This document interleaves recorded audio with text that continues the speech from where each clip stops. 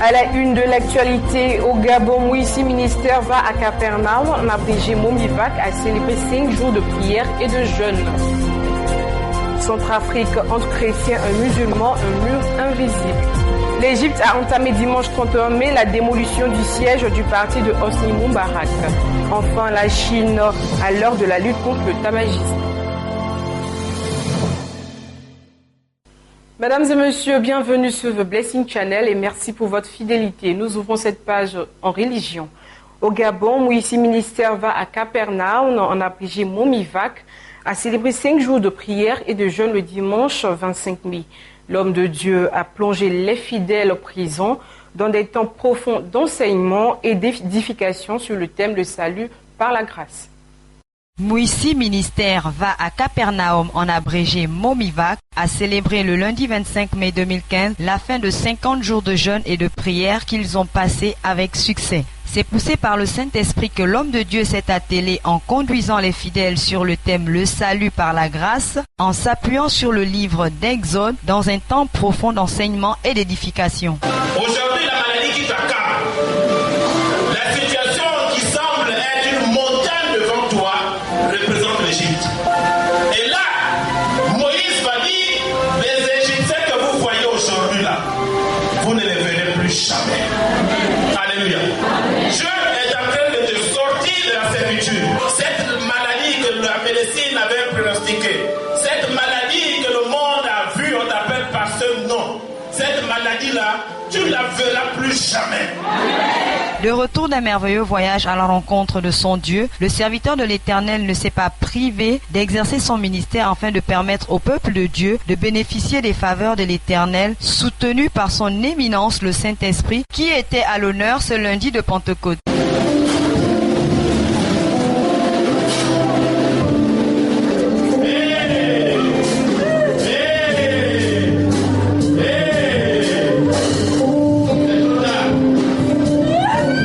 Écoutons quelques avis après le culte. Je m'appelle Oboumba Christian, je suis chrétien. La cérémonie d'aujourd'hui et la venue de Béni TV ici à l'église Momivac part du fait que je viens d'effectuer un voyage extraordinaire en Côte d'Ivoire à Abidjan, où j'ai rencontré personnellement le pasteur Sam et son épouse, Mama Sylviane. C'est à l'issue de cela que j'ai pensé qu'il était nécessaire, qu'il était important d'organiser, d'appeler Béni TV venir couvrir cet événement. Vous avez été témoin des miracles que le leader, que le Saint-Esprit, par le canal du leader, a opéré dans cette église. Nous bénissons le Seigneur pour ce moment, lui qui a permis à ce que nous passions les 50 jours de jeûne et prière. Nous glorifions son Saint-Nom pour tout ce qu'il a pu opérer au milieu de nous, par la manifestation de sa puissance, en distribuant la guérison et la délivrance à plusieurs. Le pasteur de la dite assemblée s'est prêté au micro de Béni TV. Nous sommes en train de clôturer les 50 jours de jeûne et prière. L'apôtre Paul pouvait dire dans sa parole que ma parole et ma prédication ne reposaient pas sur des discours persuasifs de la sagesse, mais sur une démonstration d'esprit de puissance. Nous avons voulu rendre cette parole vérité. Et ce matin, Dieu a manifesté sa puissance et son autorité en guérissant les malades, en délivrant tout cela qui était possédé. À l'initiative du bishop Olivier Boni, fondateur des églises CIPE, le programme Évangélisation parlante s'est déroulé le dimanche avec l'enseignement du révérend Armel Kouadio. À l'occasion de la Pentecôte, les fidèles des églises CIPE se sont retrouvés pour communier avec le Saint-Esprit.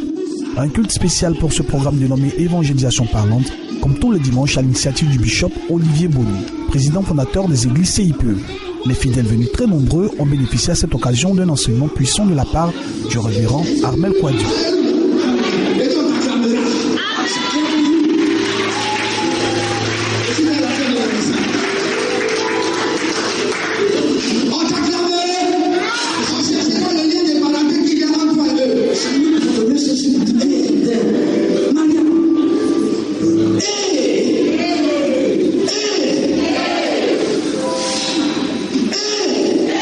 L'évangélisation parlante, ce programme qui revêt un caractère social, a pour base la parole de Dieu. Et l'homme de Dieu, le révérend Armel Kouadio, a rendu le ministère et les captifs ont été libérés.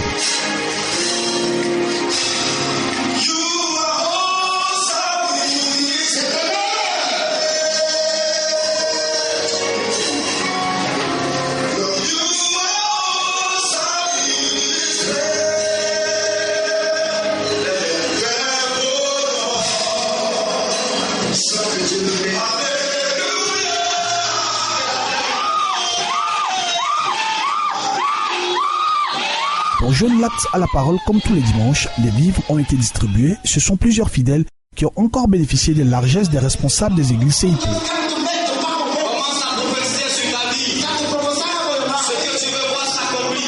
Les fidèles très heureux ont continué de célébrer le Seigneur pour tous ses bienfaits. Rendez-vous est donc pris pour le dimanche prochain. Que Dieu vous bénisse. La première dame de Côte d'Ivoire, Mme Dominique Ouattara, s'est rendue le jeudi dernier à Adiapodomé, dans la ville d'Abidjan, où elle a présidé la cérémonie de remise des clés des logements. Le programme LEM, à savoir lotissement à équipement modéré, est passé à une autre phase. Ce jeudi 28 mai 2015, la cérémonie d'ouverture de ce programme LEM aux populations défavorisées s'est tenue à Adiapodomé dans le district d'Abidjan et a été marquée par la présence de la première dame de Côte d'Ivoire, Mme Dominique Ouattara, présidente de la dite cérémonie. Des moments de joie pour ces populations qui pour certains vivent dans des zones à risque.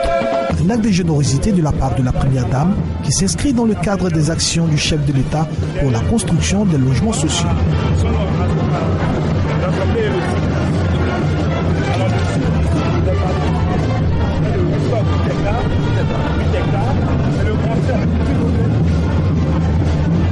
La première dame de Côte d'Ivoire a officiellement remis les clés à 5 familles sinistrées, un geste fort apprécié par la représentante des familles sinistrées, Mme Teroua Preska. Maman Dominique, nous savions qu'un jour, votre cœur généreux, rempli de charité et d'amour pour les enfants, allait se manifester encore davantage, car qui dit enfant, dit parent. Cette belle cérémonie a été marquée par la présence du ministre de la Construction, du Logement, de l'Assainissement et de l'Urbanisation, M. Mamadou Samou.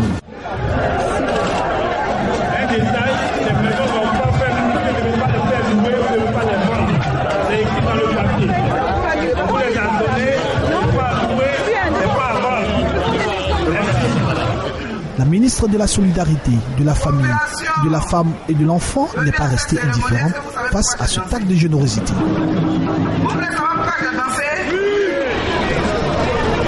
Eh bien, j'ai dansé parce que, grâce à madame, la première dame, grâce à son époux, le président de la République, en Côte d'Ivoire, on ne dira plus le pauvre à tort.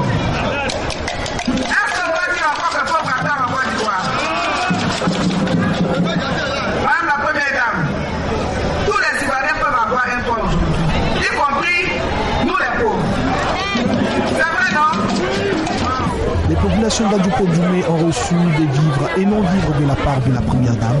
Cette belle fête a pris fin par la prestation du chantre en Semsé.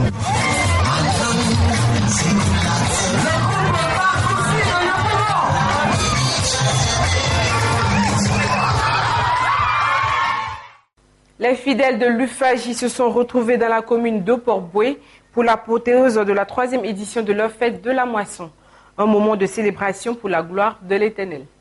Les églises Ufaji, Union fraternelle des Assemblées de Jésus-Christ, ont célébré le Seigneur à travers la 3e édition de la fête de la moisson des arbres. Pendant 5 jours, allant du mercredi 20 au dimanche 24 mai 2015. Ce dimanche 24 mai 2015, au siège de l'Ufaji dirigé par le pasteur Kofi Bali, les fidèles de toutes les églises Ufaji se sont retrouvés dans la commune de Port-Boué-Gonzalville pour un culte d'action de grâce, pour témoigner les bienfaits de l'Éternel. Un véritable moment de réjouissance et de joie en témoigne ce vaste moment de louange.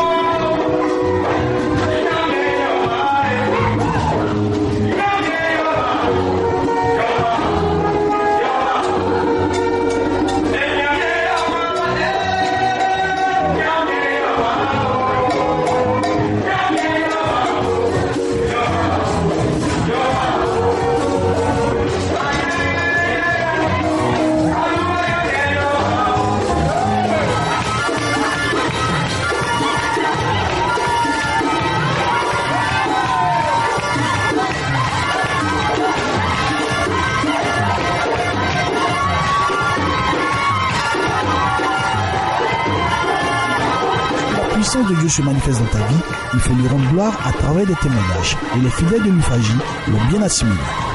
Pour dire merci pour ce que l'Éternel a fait pour moi. Je suis là. Je suis partie dans d'autres églises, on dit une révolution. Et c'est arrivé quand je vais rentrer, le chef me dit non.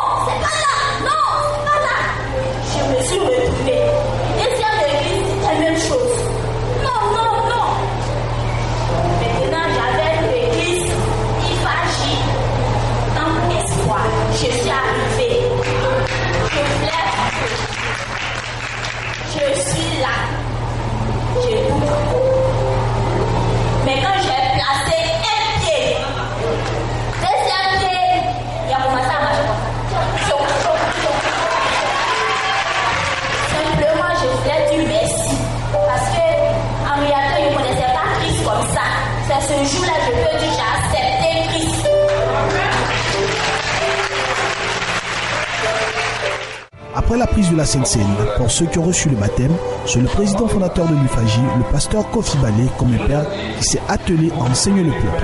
L'homme de Dieu a expliqué les 3 missions du Saint-Esprit, à savoir celle de convertir, transformer et équiper. Il y a surtout tes légèretés là. Quand ça te rattrape, il faut faire quoi? Il faut assumer. C'est ça. Tu peux pas dire je me suis trompé, alors que tu n'as pas écouté les gens. Et puis même si, honnêtement, ton foyer était attaqué, si ton foyer est attaqué, c'est le diable qui attaque. Rendez-vous est donc pris pour la prochaine édition. Que Dieu vous bénisse. La mission de puissance de Christ aux nations, sise dans la commune d'Adjamé, à travers un culte spécial à communier avec le Saint-Esprit. Le thème exploité par l'apôtre Yao Deni était Jésus-Christ, mon seul espoir. La mission de la puissance pour la révélation de Christ aux nations, sise dans la commune d'Adjamé, a expérimenté la puissance du Saint-Esprit ce samedi 24 mai 2015. Après une grande retraite spirituelle de l'année qui s'est tenue du jeudi 21 au dimanche 24 mai 2015. Ce dimanche marquait l'apothéose de ce temps de prière. Louanges, prières et présentation d'un bébé ont précédé la nourriture spirituelle qui est la parole de Dieu. Et c'est l'apôtre Yao Deni, président fondateur de la mission de puissance pour la révélation de Christ aux nations, qui a exploité le thème Jésus-Christ, notre seul espoir, s'appuyant sur le livre d'Apocalypse, chapitre 5, verset 6. Ils sont désespérés. Ils ont des larmes. Chaque nuit tu pleures. Peut-être que tu es condamné par la médecine. Tu es condamné par la médecine. Mais je peux te dire, il y a de l'espoir. Alléluia. À ce jour de Pentecôte, par ma voix, le Saint-Esprit te dit, dispose-toi, car l'espoir encore possible. Alléluia. L'espoir encore possible. C'est là et crois en ce Dieu tout-puissant qui est capable de tout. Alléluia. Mais avec Jésus-Christ de Nazareth, dis à ta soeur, il y a encore de l'espoir. L'homme de Dieu a ensuite rendu le ministère en priant pour les fidèles, des moments de délivrance où l'onction du Saint-Esprit s'est manifestée.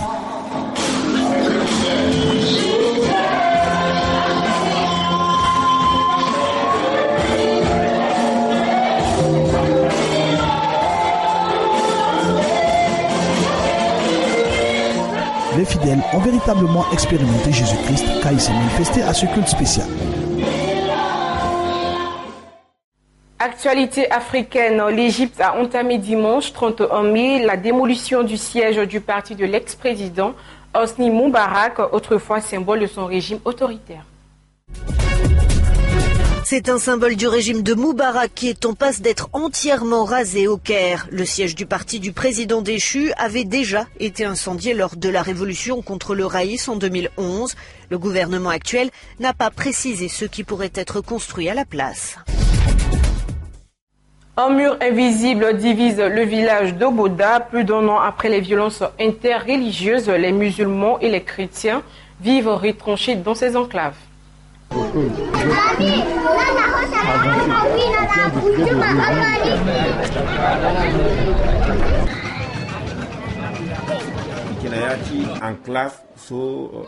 Nous sommes dans une enclave telle que les musulmans ne peuvent pas en sortir. Impossible d'aller au champ, d'entretenir du bétail ou d'exercer un commerce.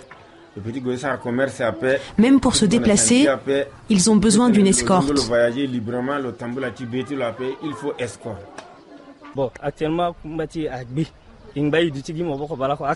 Actuellement, toutes nos marchandises ont été brûlées. Pour vivre, nous vendons nos vêtements afin d'avoir de quoi nous nourrir. Tous ces musulmans que vous voyez sont des commerçants et ils ont tout perdu.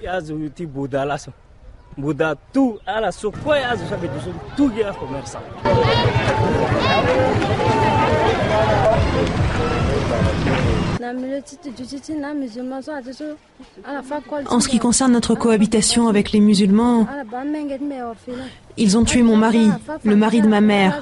Mes enfants sont restés orphelins. Pour quelle raison devrais-je me retrouver parmi eux ?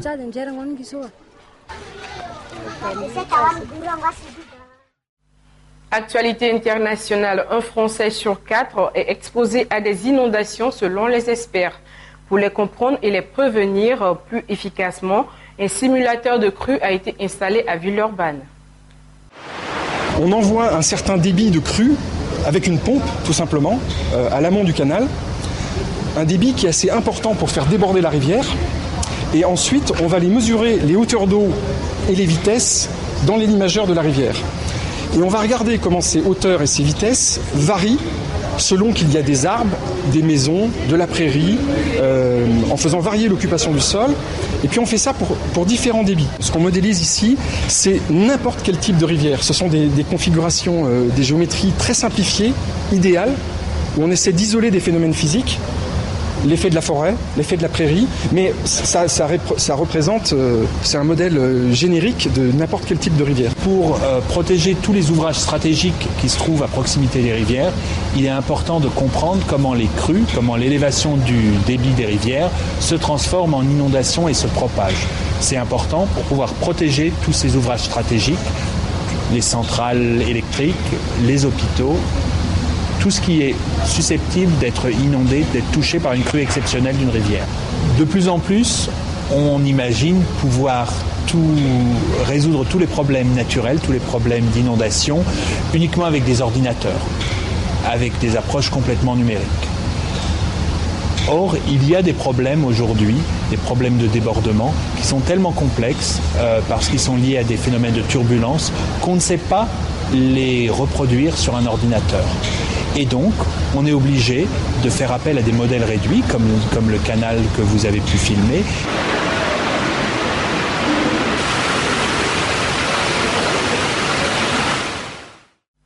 Joseph Blatter, président de la FIFA, réélu vendredi pour un 5e mandat, a dénoncé samedi sur la télé suisse une haine venue de l'UEFA. C'est une haine, non pas seulement d'une personne de l'UEFA, ça vient de l'organisation de l'UEFA qui n'a pas compris qu'en 1988, je suis devenu président. On m'enlèvera pas l'idée que c'est une simple coïncidence, cette attaque américaine 2 jours avant les élections à la FIFA, et ensuite la réaction de l'UEFA ou de M. Platini. Alors on m'enlève pas, j'ai pas la certitude, mais enfin ça sent pas bien. Il y a des comment dirais-je, des signes qui ne trompent pas. Les Américains étaient candidats à la Coupe du Monde de 2022. Ils ont perdu. Les Anglais étaient candidats à la Coupe du Monde de 2018. Ils ont perdu. Je pardonne à tout le monde, mais je n'oublie pas. Je n'oublie pas. Et maintenant, avec Platini, il faudra constituer de nouveau, ou avec l'UEFA. Nous ne pouvons pas vivre sans l'UEFA, et l'UEFA ne peut pas vivre sans la... La mondialisation de l'industrie du tabac constitue une menace grave pour la santé publique dans le monde entier. En Chine, le taux de tabagisme est très élevé chez la population. La Chine adopte la loi anti-tabac la plus restrictive qu'ait connue le pays. Depuis minuit, il est interdit de fumer dans les transports publics, au bureau ou près des écoles. Les contrevenants seront passibles d'une amende de 200 yuan, soit environ 29 €. Nous terminons ce bulletin avec une page triste. Beau Biden, fils aîné du vice-président américain Joe Biden, est mort d'un cancer du cerveau à l'âge de 46 ans. Le vice-président américain Joe Biden perd son fils aîné. Beau Biden est mort d'un cancer du cerveau à l'âge de 46 ans. Avocat de profession, il a servi comme procureur général de l'État du Delaware et il avait même envisagé de se présenter au Sénat. C'est une nouvelle tragédie familiale pour Joe Biden qui avait déjà perdu sa première épouse, mère de Beau Biden. C'est ici que prend fin ce journal. Merci de nous avoir suivis et excellente journée sur The Blessing Channel.